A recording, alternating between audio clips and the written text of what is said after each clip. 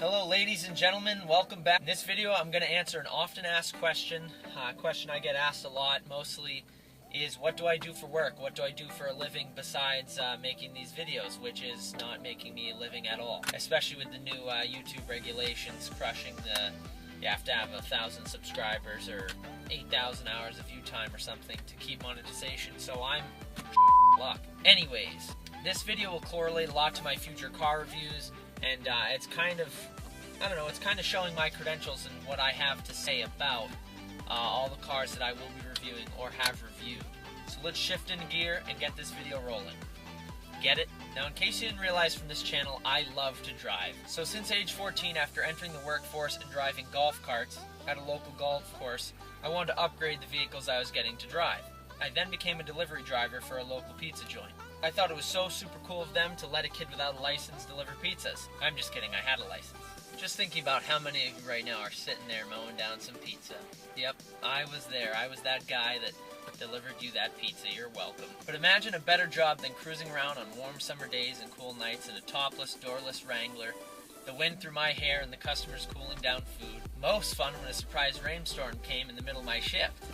But it was fantastic fun, especially at the end of the night when I counted all the money I made and directly inserted it into the gas tank of the vehicle I was delivering in, which of course was the Jeep.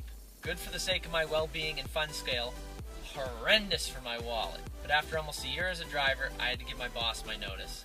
For a couple months after that, I searched for another job where I could be behind the wheel of a vehicle, just preferably not my own. I stumbled upon a listing for a driver throughout the New England area. I sent in a resume about as short as a 3-month-old child and surprisingly was hired. The company in question? Enterprise Holdings. This is a subsidiary of Enterprise Rental Cars, and it's basically the overload operations that makes Enterprise rental cars and rental sales possible. So what am I, a car salesman, a rental car salesman? None of the above. I'm still a driver. So enough of the blah blah blah and the backstories, let's cut to the chase. My job is driving rental cars, both brand new and slightly used, to different locations around New England. This can be an Enterprise location in New York to a dealership on the border of Canada and Maine, but my home base location is behind the Manchester Airport in Londonderry. But that is really all I do, is drive these vehicles to different locations and dealerships all around New England. Every day I'm in a different state. Some people ask, well, does it get boring? And the answer is absolutely freaking not. Every day or even multiple times a day, I'm test driving a new car, truck, van, or SUV, and it's incredible. I have driven almost every production car on the market in the United States right now, from high-end BMW, Land Rover, Audi, and Mercedes, to mid-grade economy vehicles of other brands. I get in the car, I plug in my music, and set my navigation to where I'm heading, use the company gas card to fill the car up with fuel, and I'm on my way. Now, I made this video before I released any road tests or reviews of other vehicles because I wanted you all to have an understanding of why I say what I do about each car. After all, how can you judge a car if you've only driven 2 or 3 cars in your entire life? How are you going to know what feels good, what feels bad, what feels cheap, what feels high-end?